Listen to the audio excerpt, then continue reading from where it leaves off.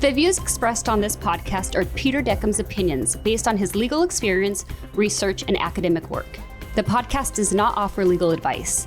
For any legal matters, always consult an independent attorney who can assess your specific situation. And now, on with the show.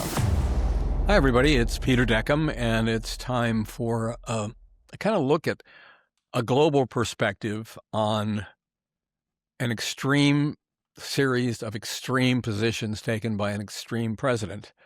I looked at one little thing about AI. Someone said, okay, let's project when is World War III possible?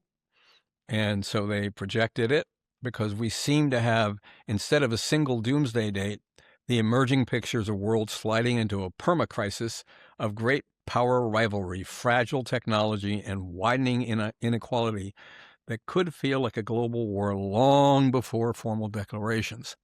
In other words, we're doing stuff as a country that begins to aggregate and begins to invite responses from other nations and people within our own country that are increasingly militaristic and dangerous.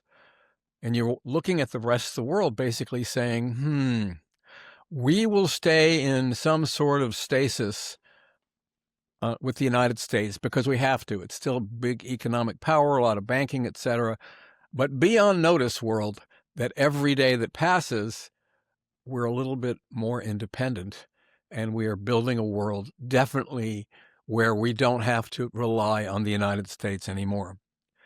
That's absurd. We fought World War I, World War II, the Korean War, everything together with European allies. Europe is a large part of our cultural base, not all of it, but it's a very significant part. And we seem to be literally drilling down on getting us to be alone. America alone, America isolated, and America slowly unraveling economically, because we cannot exist on a planet with a complete self-efficiency, taking care of ourselves, isolated, we do everything. I will just simply state that since Mr. Trump has doubled down across the world from the inception of his inauguration in Trump 2.0, manufacturing has declined, job insecurity has risen. I will tell you that the consumer confidence rate in the United States is at its lowest point in well over a decade. The whole aggregation of these responses shows domestic sentiment opposes Donald Trump. In fact, 52% of Americans polled believe that Donald Trump is physically and mentally incapable of being president of the United States. That's ridiculously high, and it's not just Democrats who are saying this. Although if you actually poll people who are avowed Trump followers, you're looking at approval levels in the 80 to 91% level. And that augurs badly because it tells you that the world is so heavily divided. The issue, however, is that the avowed Trump followers are somewhere around 25 to 30% of the total voting base. So it is not determinative. But if you're a Republican running for office and you worry about primaries, that becomes the determining factor in how you posit yourself. You don't want to alienate the vastest pool of Trump supporters. On the other hand, if you get those Trump supporters to put you in a primary where you're representing the Republican Party, you're going to have one hell of a time winning in the general elections, which can tell you why Donald Trump and the Republican Party are trying to get voter rolls in every single state. The reason for that is very simple. It looks like, we're trying to prove that they're all citizens. No, you're not. You're trying to get rid of people who are likely to vote for a Democratic candidate, and you want to cull the voter rolls, and you've even gone and sent, this DNI, Tulsi Gabbard, to go down and participate in a seizing of 2020 election ballots from Fulton County, Georgia, where that famous find me 11,700 whatever number of votes came from. And they're there seizing these ballots. It's like when you get someone with basically, they can't help themselves. Compulsive. I've got to deal with it. I won the election. I want that election too. Well, you realize if he actually won that election, he's already illegal because it would be in his third term. But all that notwithstanding, he didn't win anything in that election. It's been in court 50 or 60 times. It's had every state look at its ballots. We know that he lost that election. And why he's obsessive compulsive to get it done again, it kind of goes to that mental deficiency that a lot of Americans are beginning to fret about. I personally think he's nuts. My opinion is that he can't do the job, and that everyone under him is so terrified because his base is so fiercely loyal that Republicans don't believe they can win any elections unless they have that base. But I got bad news for you guys. You can't win any elections with that base if you adhere to what they believe, because basically what's going on is we don't want an election that will take Republicans out of office, and we will do whatever it takes, gerrymandering, whatever it takes. And there was a special election in the Texas legislature recently, and in a district where Trump won by 17 points in the 2024 election, a Democrat blew away the Republican candidate. Read the tea leaves. Republicans, if you want to survive, and by the way, it's really strange, we call people who don't believe in Trump rhinos, Republicans in name only. I actually look at Republicans in reverse. I don't think MAGA is a Republican party. I think it's a breakaway party of extremists, and that rhinos represent what has been traditionally the Reagan, voters. I actually think Ronald Reagan and all the Bush, everyone who ran would embrace the rhino position and not the MAGA extreme position. Unfortunately, political reality has let the MAGA group seize the Republican Party, and life changes. So there's a date, and I'm going to risk creating a specific time parameter on an inflection point, and that is January 21st, 2026. On that date, Donald Trump, who had been proselytizing to militarily occupy Greenland and take it away, one of the most absurd, absolutely asinine positions I've ever heard in my entire life, considering there's a 1951 treaty which was put together by the Truman administration that gives the United States the right to have as many bases as it wants, almost in its complete discretion, across Greenland. At one point, it had 13 bases. Today, it has 1. It wants more. It doesn't even have to ask anybody. It can move him in there. And if they're simply seizing assets like rare earth or whatever they think is under that lovely ice, as I think Trump called it Iceland a couple of times by mistake, but it's kind of crazy because he eventually went in front of this great body of people at Davos, which is a global economic forum. It is either heads of state or high-level economists within governments or a lot of really rich people in major corporations. It's not about you and me, even though it has a huge impact on you and me. So he stood up in front of all these people and he said, okay, I'm not going to invade or use the military to take Greenland, but my ambitions are just the same. Everybody across the world just freaked out no matter what. It didn't assuage anyone because he still has claims on Greenland. And this notion of pulling back from foreign engagements seemed to be a MAGA platform, also alienated a lot of people on the MAGA side. So suddenly Greenland sort of faded back into the background. And I'll tell you, point blank, we're never going to have Greenland. We're not going to take it. It doesn't belong to us. And I think Mark Carney's Prime Minister of Canada, when he said this moment in history represents America's, not a transition in relations with America, but a rupture. And not the rapture, the rupture. And all over the place, people are saying, we can't deal with this anymore. Europe started saying, you know what? We have to start saying, no. But not only that, even though he pulled back the military threat, he went on to insult NATO allies, telling they didn't do anything ever for us, forgetting a little teeny detail that after 9/11, 2001, when the Twin Towers were assaulted and the Pentagon, etc., We went into Afghanistan to punish the perpetrators, and almost all of NATO stood side by side with us. The UK is Prime Minister and Sir Keir Starmer of the UK said, wait a minute. We had a lot of soldiers there. Lots of them died. Here are the body bags, and the pictures were all over the press. Even Denmark had proportionally more casualties than did the United States based on the military deployment. Almost every one of the NATO allies that we asked to participate, they were there. And so Trump just started to insult them. He said, no, you didn't do anything, all that. And you could see people fuming. He started making fun of people in the audience, heads of state. Macron, he made fun of him. And it was really, Starmer, he made fun of him too.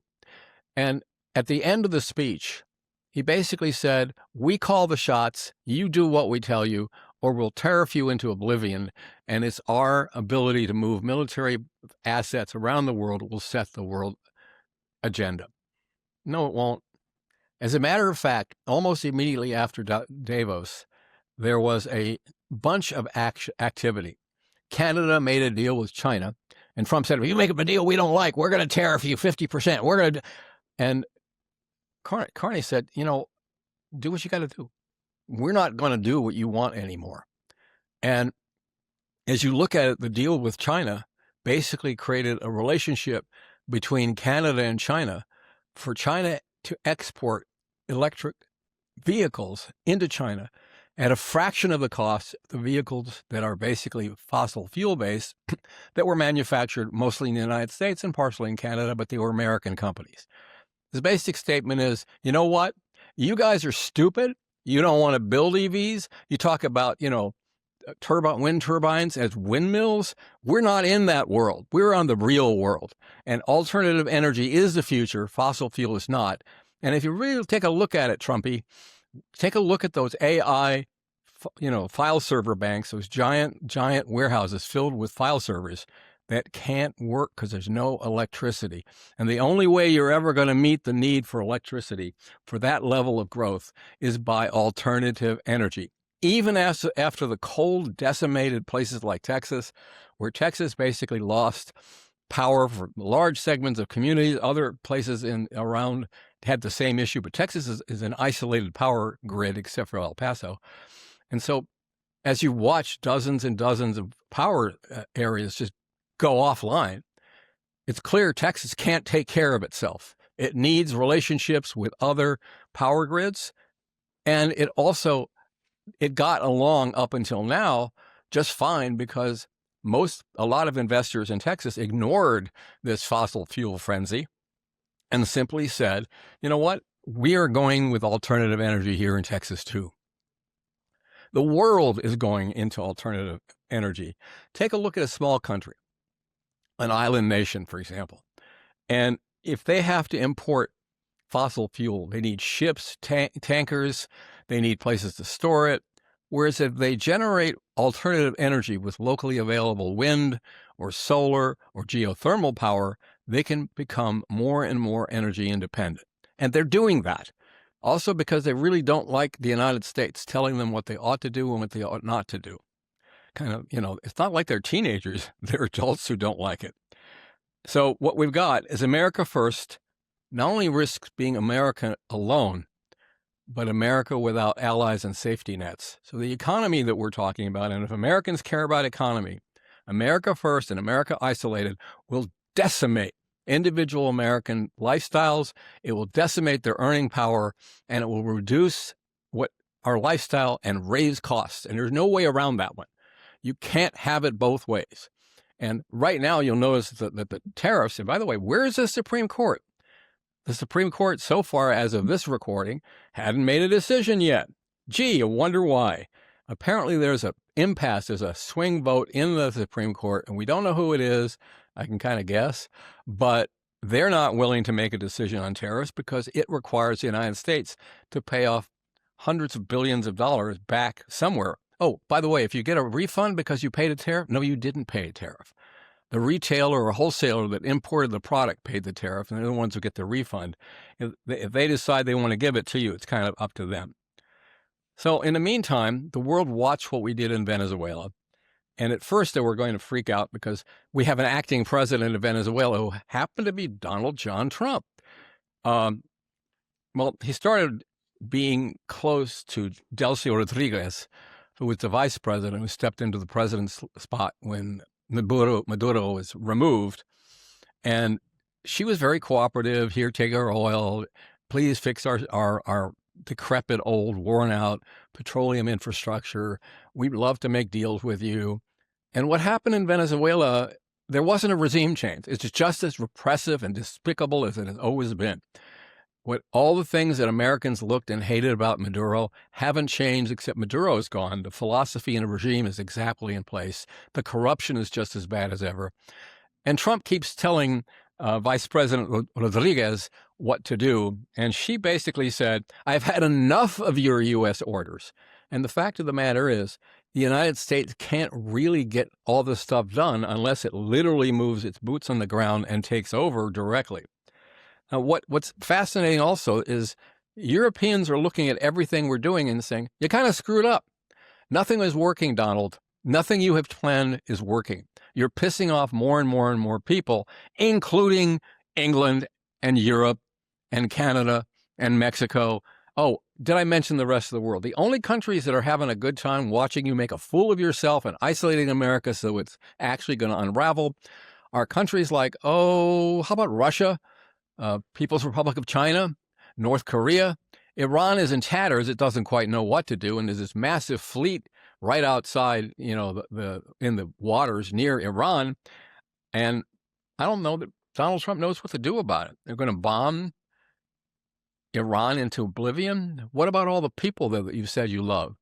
There are estimates that 10 to 20,000 people were killed in the riots that went against the government. And the government in Iran has not stopped executing persons who have been protesters. So as we look at all these lovely achievements, it just seems that we're going off the wrong place. How in the world do we as Americans turn around and say, we don't like Canadians, we don't like Brits, we don't like people from France, Italy, Germany. We don't care about alienating them. We don't care about religions. The Pope is wrong. I'm right. I'm Donald Trump. Follow me. Well, that's kind of hard. We are also looking at the Federal Reserve. He obviously appointed a new individual who has to go through the Senate approval. But if there's a perception that the Federal Reserve, if the new Kevin who's been appointed follows Trump's dictates, and basically eliminates the neutrality and objectivity of the Federal Reserve, our currency is toast. By the way, our currency in global markets has fallen 10% against most major currencies, and Goldman Sachs issued a directive that says it's still probably 10% overvalued. We had a moment where gold and silver came down significantly. Those markets are reactive. And as I said 1,000 times, well, okay, not 1,000, probably a few dozen times, don't look at the stock market as meaning anything for most Americans. It's a metric that has little or no relevancy unless you're a really, really rich person where your net worth and your revenue streams are generated by those stocks and the companies they represent. If you don't do that, and that's basically 90% of us, and there's this other thing. NATO has been our backbone for over 3/4 of a century. And NATO has been something that Donald Trump despises. And we have used, and it gives us safety, because America alone means we pay cash for everything we fight, every military adventure we go into. It becomes just our balance sheet, just our taxpayers, no help from anybody else. And yeah, Europe didn't pay as much as they should have. They are now. But NATO has been a backbone of stability. What's also absolutely true is the United Nations has been a backbone of global security, even though it has failed a number of times. And as Mr. Guterres, who runs the UN, has said, we're going broke. The United States used to be our main funder. they're not doing that so much anymore, particularly in international operations. So we're running out of money. We may be, even though we're headquartered in New York City, we may be forced out. And meanwhile, Donald Trump has set something called the Board of Peace, which no Western country has been willing to join. But if you look at the symbol for the Board of Peace and you look at the symbol for the United Nations, the major difference between the two symbols is the Board of Peace has a focus on the United States and the Americas, primarily the United States, whereas the UN symbol has the globe of the entire world. Otherwise, the two symbols look awfully similar. If you think people are going to be really happy to enter an organization and hand over power and think that it's going to be the defining force of peace and tranquility in the future, where the United States is right smack in the middle, as opposed to a global society that is represented by a world in the UN symbol, I don't think that's going to happen. But we pulled out of all kinds of international treaties. We pulled out of the World WTO and the World Health Organization, which is how we track pandemics as they're building and how we deal with diseases that don't actually have little passports and can go across borders because, frankly, they can. I mean, what do you think of Germans? I'm not going to go across that U.S.-Canadian border. I'm a German. I'm a Canadian German. That doesn't work that way. So without the WTO and with a guy like RFK Jr. hating vaccines and watching hundreds of new cases of measles in South Carolina, you know that we are vulnerable because the entire CDC has been co-opted by anti-vaxxers. Not a good thing for us. So we're looking at all this stuff, and the world is looking at us, and what we're really doing is we're watching Europe, which has been kind of scattered. Maybe we don't get Hungary and Viktor Orban, maybe Erdogan, who's not part of Europe, but he's Europe's neighbor, and he has 3% of his country, Turkey, in Europe. Maybe they don't care, but the rest of Europe is looking at it and saying, you know what? We're no longer going to sit there and speak as if we're a bunch of myriad and disagreeing voices. We are going to be one voice, Europe. And yes, we have immigration issues. We have a rise of the right. You look at AfD in Germany. But on the whole, we're really together. The only stuff we don't really have really nailed is we don't have a lot of hypersonic missiles, and our jet planes are primarily reliant on stuff made in the United States. But, hey, France makes jets, Britain makes jets. Hypersonic missiles are not out of the field of vision for these manufacturing countries. And what's even more interesting is there's a hint that maybe we'll buy this stuff from China. I'm thinking, oh, that's a great thing. Let's have a military alliance between Europe and China, which excludes the United States and is actually being developed against the United States. And those conversations are happening. And if you don't think that China is on everybody's mind, China is the only world power that is even remotely able to balance the rise of the United States with the power. And I wouldn't say the rise, the fall, but still a very large presence on the globe. So you're looking at China and Europe making treaties for trade, and the United States is not part of them. And guess what happened right after the Davos speech? The Prime Minister of the United Kingdom did something he hadn't done in 8 years. He said, I'm going to China to meet with Xi Jinping. And he went. And there wasn't a treaty immediately resulting from that, but they basically said, that's our goal. We're going to do it. And it's not going to include the United States. It's going to be UK and China doing some kind of wonderful trade agreement. Meanwhile, in the United States, our farmers are suffering. They used to export to China. Soybeans, for example, were a huge crop, particularly in states like Illinois. Well, when all the tariffs went back and forth, China said, we ain't buying your soybeans no more. And they didn't. They went and got, Brazil and Argentina became suppliers. And Trump said, I'll take care of your losses. Don't worry about it. Here's $12+ billion, farmers. It should just make you happy. One minor catch, the farmers suffered about $36 billion of losses, and they lost a future market. Maybe they'll recapture it, but the way Trump is going right now, everybody in the world is ready to take advantage of the fact that the United States is a nation that should be excluded from trade, and they're stepping in to take it. So you're watching Europe beginning to gather with one voice, all against Trump. You're watching a whole situation where even smaller countries are thinking, well, okay, we'll do nice with the United States, but we're not really happy about it. So we're looking at the dollar falling, but Trump says that's great. That means Americans won't buy foreign goods. Well, I don't know how to tell people this. The world is commoditized. The price of steel, aluminum, oil, a lot of food crops, etc., are not set by the farmers. They're set by a world market. So if you want to buy food that is grown in other countries like coffee, bananas, etc., you're going to pay more because by and large, the dollar is worth less. So why was the dollar so high to begin with, and why is it fading? This is going to be something that it may sound too abstract, but it's because of what is perceived as American exceptionalism.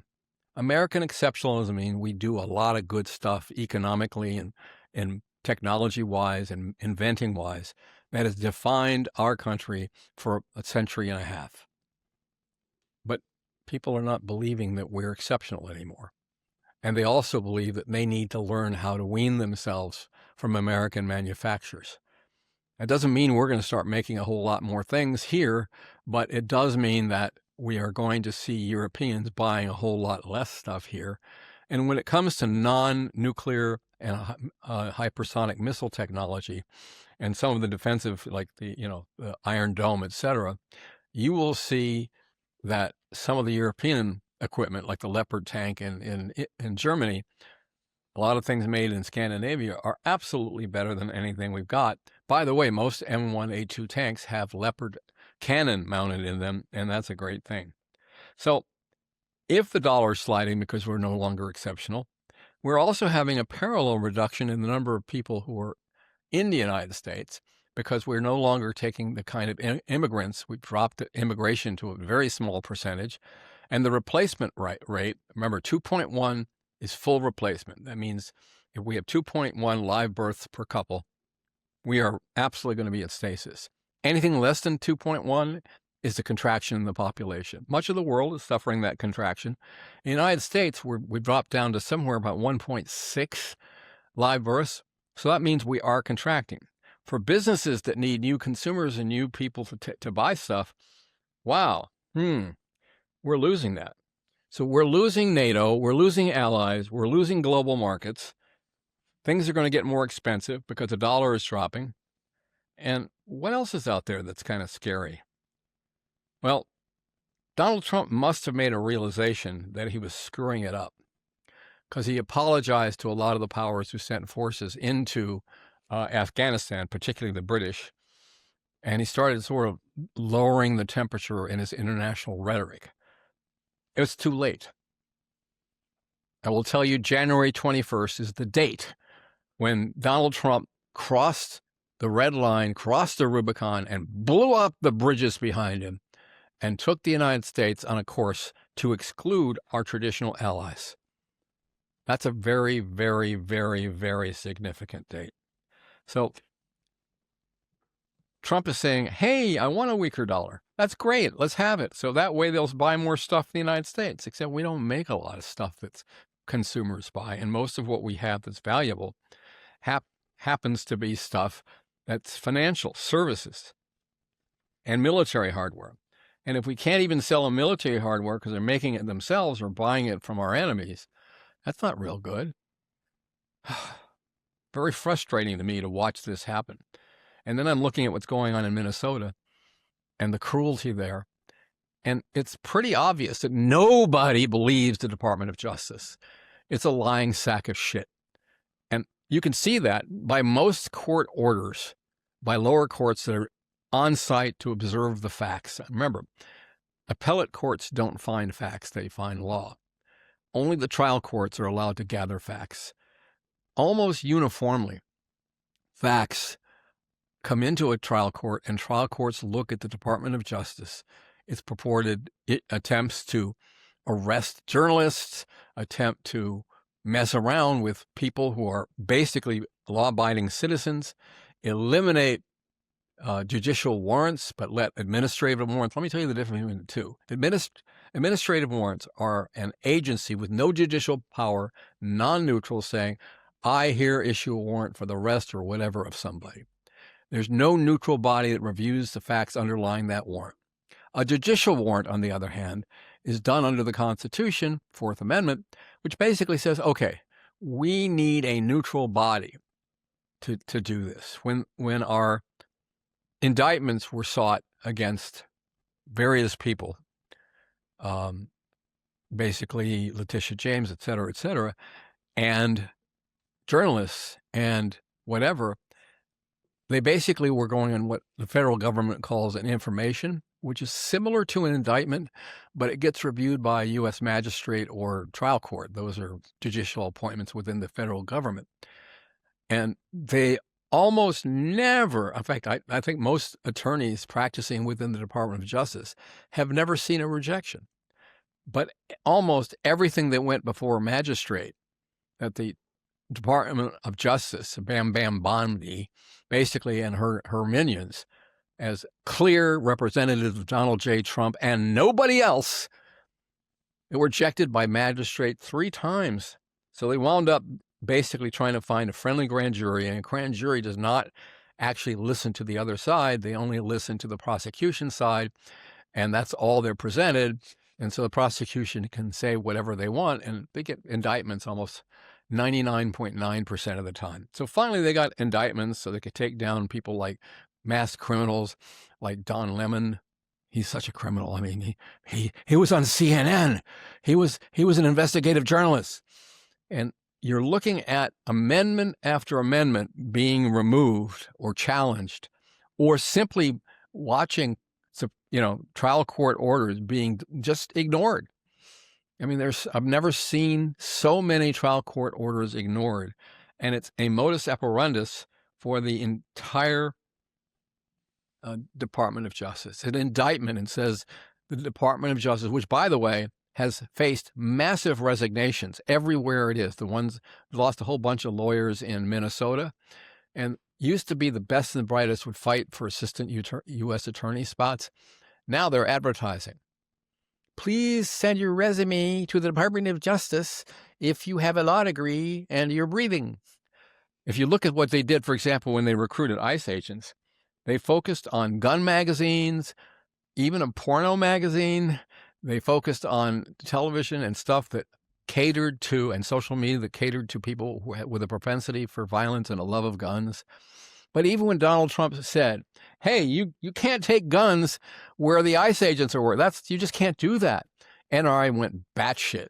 And the people who live in countries, in states where you have right, open carry, they're saying, what do you mean we can't carry guns? What do you mean just because you have a gun, a government agent can shoot you? Did you ever understand that since Heller versus D.C. in 2008, we have a right to guns? And I may actually dispute Heller versus D.C. as saying what they say it said, but the result has been that gun ownership has been vetted and approved for most American citizens. But Donald Trump suddenly said, if you have a gun, it's okay if an ICE agent shoots you, just because you have it.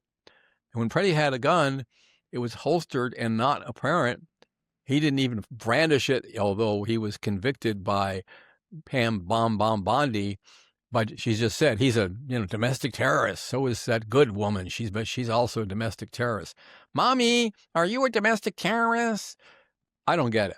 I don't understand why they actually believe that this kind of activity is going to be supported by the bulk of the American public, and even by their own people. I mean, when the MAGA folks heard that, you can get shot for having a gun. Well, wait a minute. I have a gun. All my friends carry them. We have holsters. We go into supermarkets with our guns. Why is it that you can shoot us? And, Todd Boyd, who is basically the head of ICE, just issued another memorandum to his minions. And that is, if someone is a flight risk and you think they're probably going to be undocumented aliens, you can arrest them. And if they're in a car, by definition, they're flight risks. And you go down the list of all the things he said. He just simply repealed the Fourth Amendment. Basically, if we choose to look at you as an undocumented alien or suspicious, or you don't have papers because you're an American citizen. No one in your life has ever asked you for papers before. But now he can arrest you, and if you can't deal with it because you're in a car, off you go, Texas, here I come, or some other nasty detention facility. I mean, you look at this little kid with a Spider-Man backpack and a little floppy bunny ear, and you look at the ICE agent going through the little boy's knapsack and looking for all those, maybe he's looking for bombs or grenades or a hidden weapon, because that little 5-year-old just looks so fiercely dangerous, until a court looked at all of this stuff and said, do you guys in ICE have any idea how un-American you are in your actions to arrest this little child and his father, posing absolutely no threat to anyone else, and shoving this little teeny boy, and by the way, he's not the only one. There are hundreds of others who are in that situation as well, shoving him off into a lovely ICE facility where the food is fetid, where the water is impure, and where all these people are gathered who committed no crimes whatsoever other than being undocumented in the United States.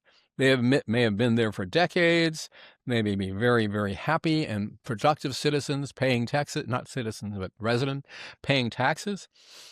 So there's another little thing that's going on. The United States is a nation of immigrants.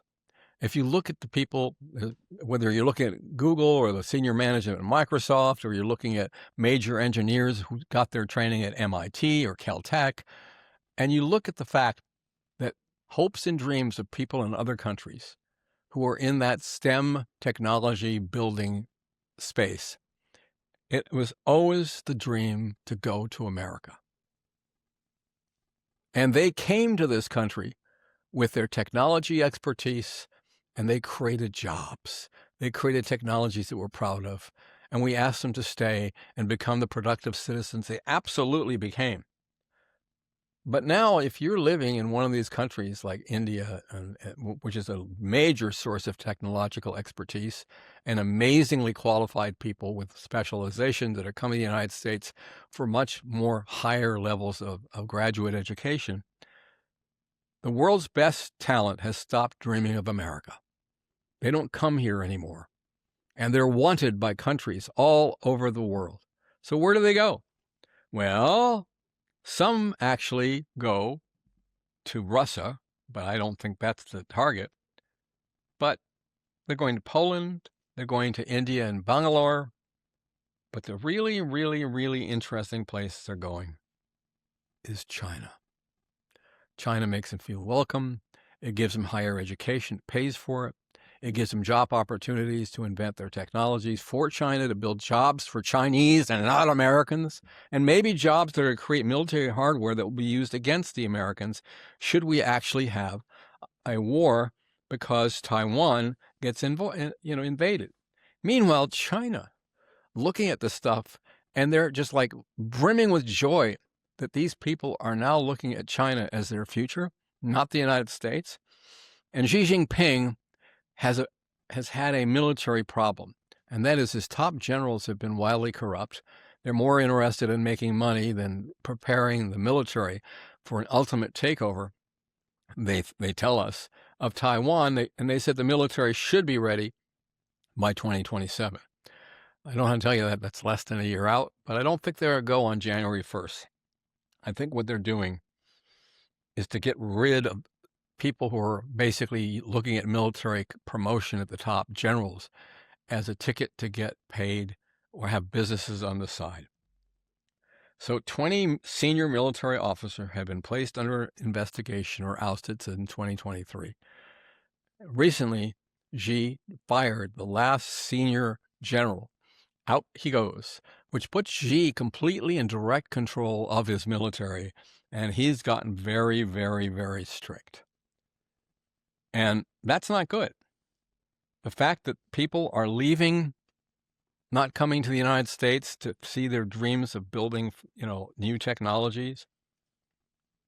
And what happens when Canada, we have a treaty with Canada that allows us to fly jet aircraft, military aircraft, into each other's airspace. That's not very comfortable for a country, Canada, that now looks at the United States as a non-ally. But we've got it. And so what you're really watching, and the Pentagon has actually done this analysis, it says without, people are able to mount attacks if they want to against the United States on American soil much more easily because we don't have any allies that are willing to support us or help us. So the Pentagon has actually said future wars may hit the U.S. soil. So if we, for example, attack Iran, I don't think that is going to be looked at as something that NATO has to defend if Iran suddenly decides to destroy assets in the United States through stuff they've got inside. I find it very, very, very difficult to understand why we are inviting this, why are Americans being put at higher risk. And the recent strategic analyses that have been done in the United States simply says the greatest threat are American citizens or American residents. I'm looking at all this stuff and I'm thinking, I'm not living in this country. So now you look at people who say, okay, we're going to send ICE agents we have sent ICE agents to Italy for the Olympics. Italy does not like them. And we said these guys aren't police officers, they're immigration officers. What are immigration officers doing protecting Olympic athletes in Italy? I mean, obviously what's going on is the ICE agents and the Border Patrol, Customs and Border Patrol agents are now viewed by Donald Trump as his private army. They do whatever he says. I'm not happy about that. And now what you're also seeing is that foreigners are not investing in the United States. And it's not a big surprise that a major government Danish pension fund is dumping all U.S. Treasury purchases, citing credit risk. That's not good. And it's just one of those things that keeps going. So talent's not coming here. People aren't investing in the United States per se. And we also are watching little bits of lovely corruption as the spy sheik in the United Emirates creates an investment in a Trump crypto deal where Donald Trump benefits somewhere around $500 million. And all this stuff benefits one person, one family, the Trump family, and Trump comes first. He's shut down the lovely Kennedy Center. I won't say the Trump thing because he has nothing to do with it because nobody's going. He can't book talent.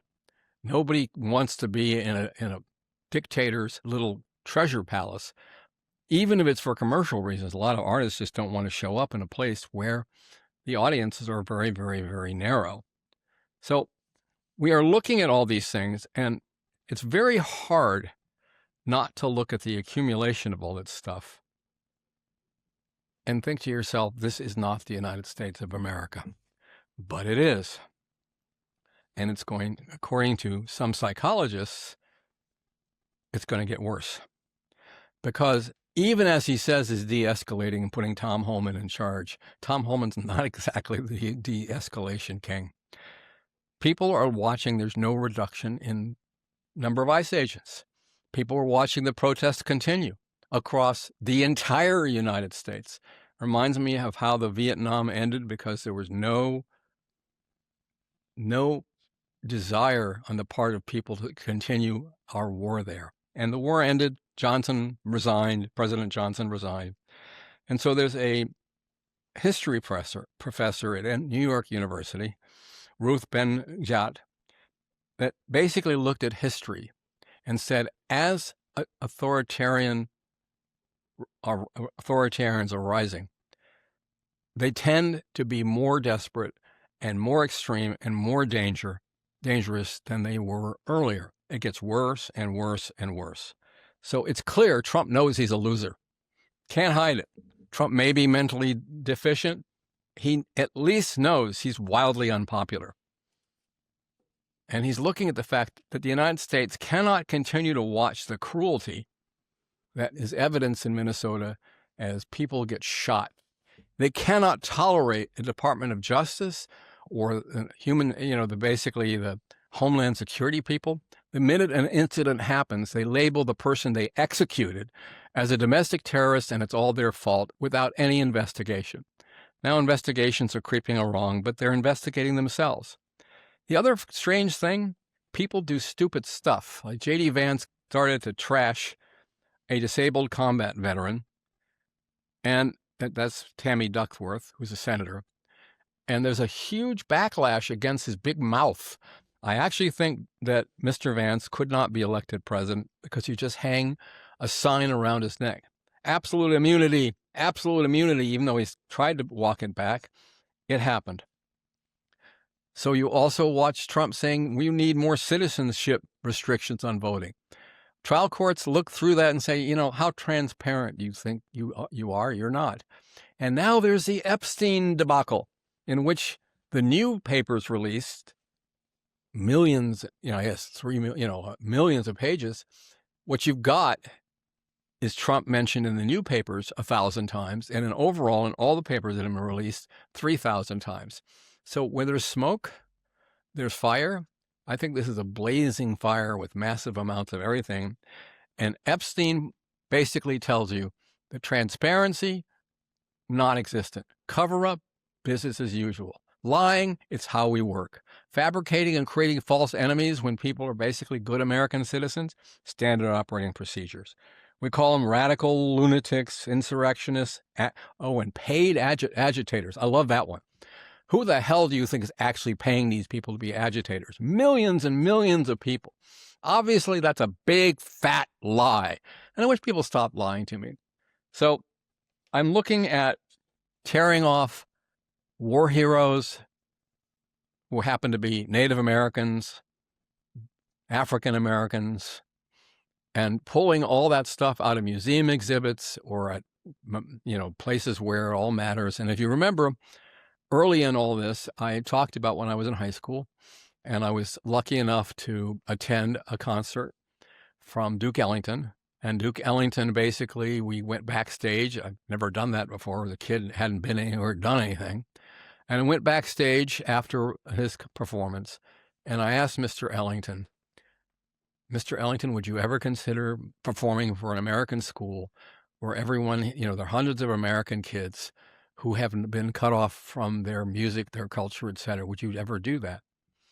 Duke Ellington said yes. I said this before. It was one of the most incredible moments of my life. Duke Ellington isn't a black hero. He's an American hero to me, but he is a hero. And I was lucky to bring him to my school, to share his talent with all those students. And everybody in that room will never forget an American icon, an American hero, Duke Ellington. So that's all I'm doing today. I thank you for being there.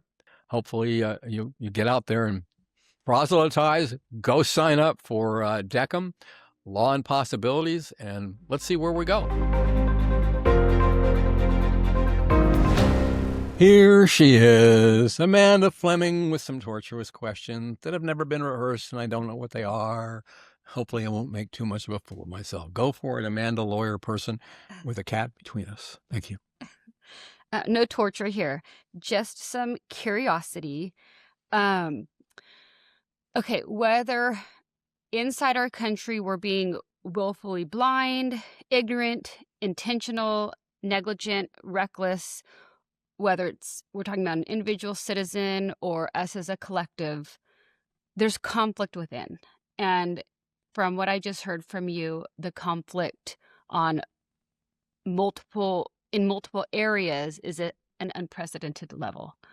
Well, we had it before. It was called the Civil War. We shot each other and killed each other. It worked very well. And one side surrendered and decided, okay, we'll do something called Reconstruction. But basically, Jim Crow, would you step forward? We don't seem to be able to deal with the big schism, and we don't seem to be able to deal with racism.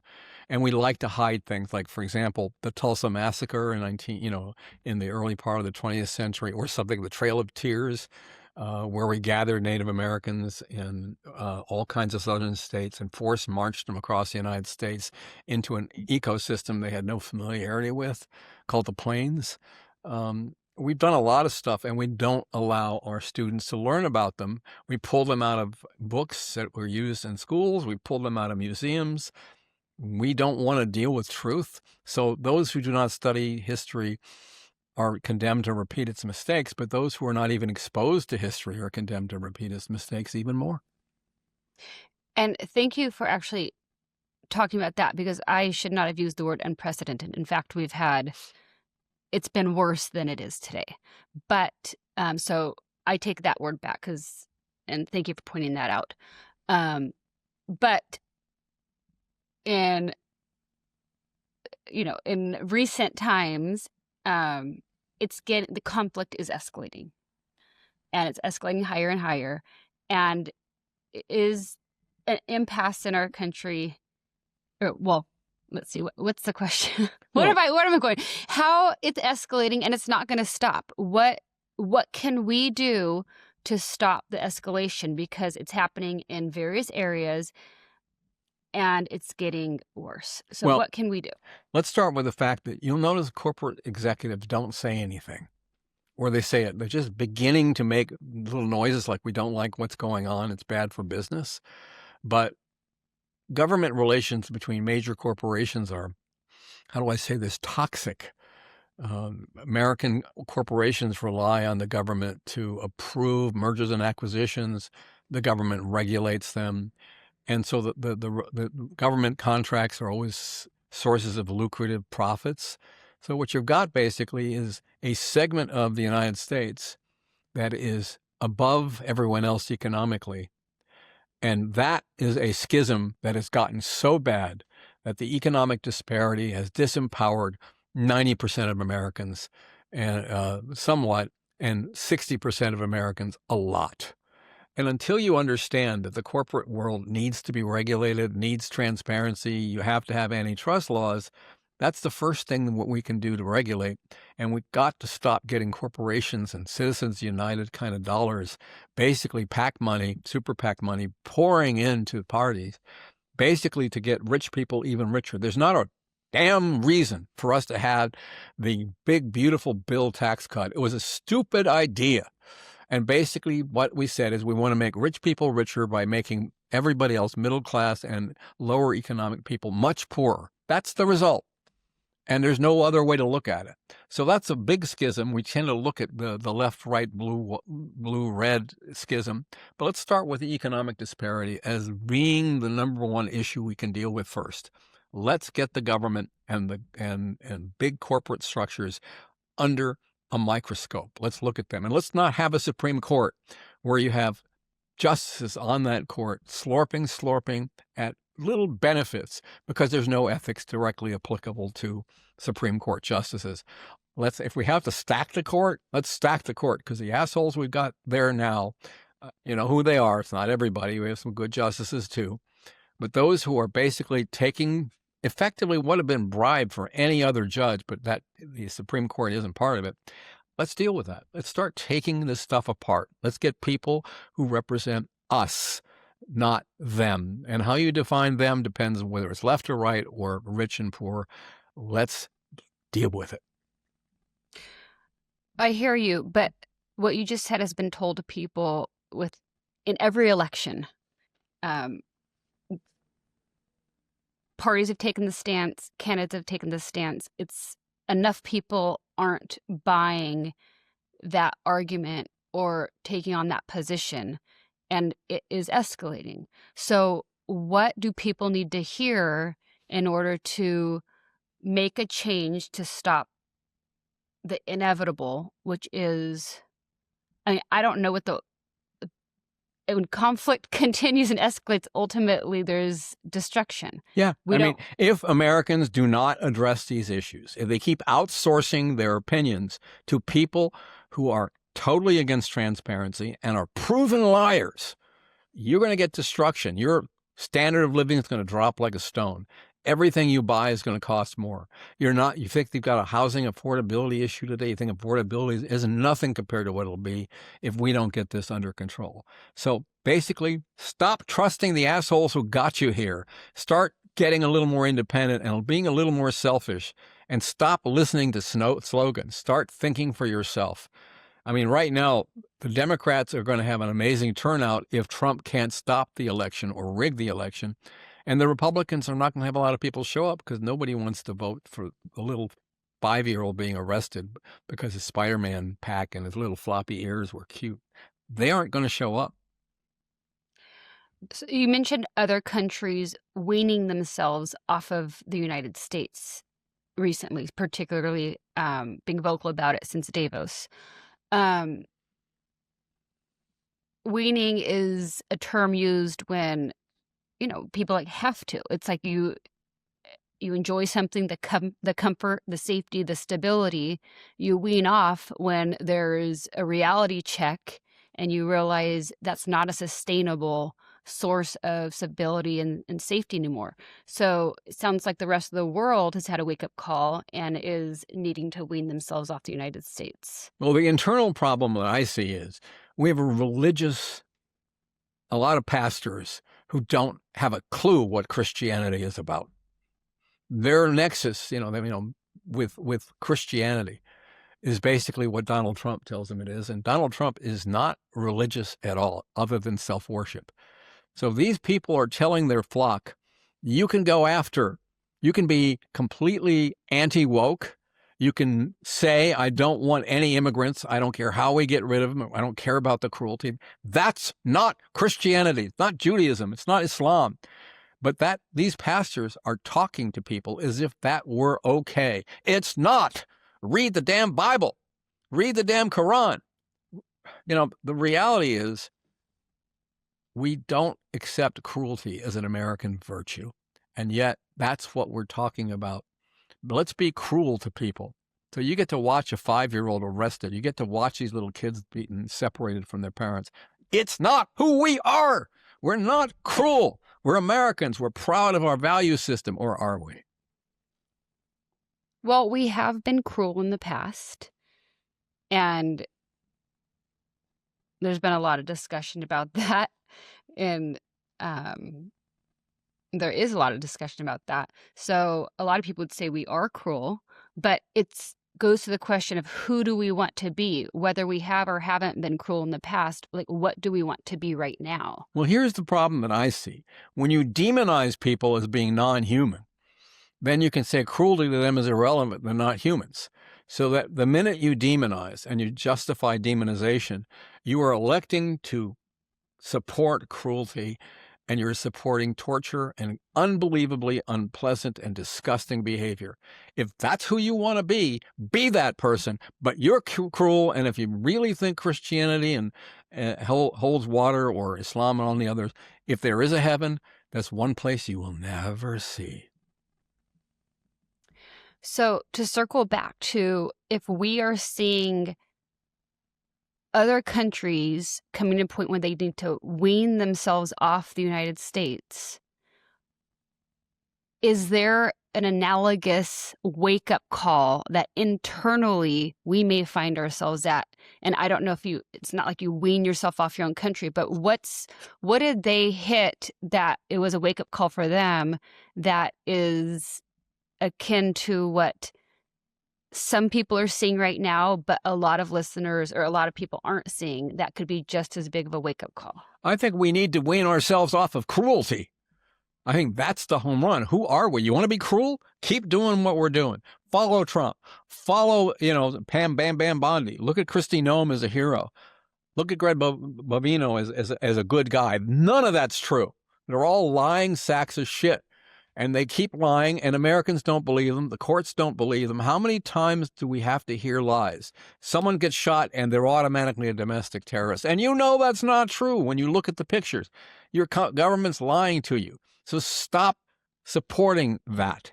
Stop saying cruelty is okay. Get angry when you see it. Stand up for American values. It doesn't mean that's not a Republican thing. It's not a Democrat thing. It's an American thing. What I'm saying to all of you out there, be Americans. And over the years, we've become a little bit more enlightened, a little more intolerant, a little more tolerant. And now it's kind of the pendulum swung back. Let's be the tolerant, supportive Americans that we used to be and can be again. It's a choice. You want to be cruel? You know where to go. You want to be forgiving? You know where to go. Make the choice. It's an individual choice. And if you're trusting people who are leading the country into cruelty, it's your fault. Hearing you say, let's not be cruel, what comes to my mind is An Elvis song. No, that's obvious. Nobody sees no, it's not obvious. But nobody sees themselves as the person being cruel. It's always other people are being. No, that's not true. When you say, I don't care if you lock them up and put them in detention centers, I don't care how you treat them, get rid of them, get them out of there. That's a choice to be cruel. And yes, it's cruel. And I'm sorry, there's no other way to look at it.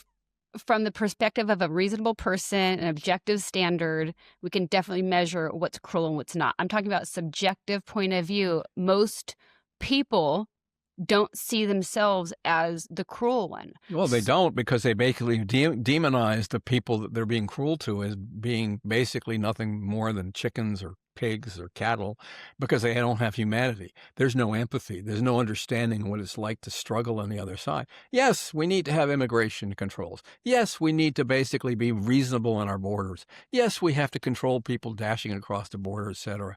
But we don't have to be cruel when we do it. And if we're going to create standards, we need to staff infrastructure to deal with it on a humane basis.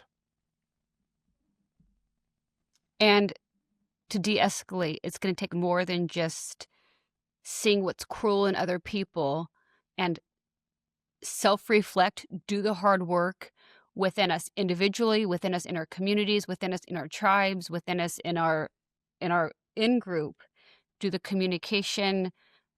It's not enough to just point out where the cruelty is outwards. If you voted to support, and you vote and you support the people who are being cruel, you are cruel, period. Stop pretending you're not. I want to turn and ask you about your experience with Duke Ellington. Seems like it was a highlight of your life, a life-changing moment. And it comes down to, you asked him if he would perform for your student body. You were living overseas, he was overseas, and you said that he said yes. So what about that act to you is heroic? I mean, it sounds wonderful, it sounds amazing, extraordinary, but what about that act was heroic to you? Well, for me, ultimately, we talk about the Red Tails in World War II as a group were very heroic. We talk about a lot of the black soldiers in the Civil War. We talk about a lot of that stuff. But, you know, when you say he's a black American hero or he's a black whatever, let me just say maybe he's just an American hero. And maybe we take the race out of it. But we don't tear down tributes to, specific people who are heroic. We've always worshiped people and honored people who've done heroic acts, way back in the Revolutionary War and ever since.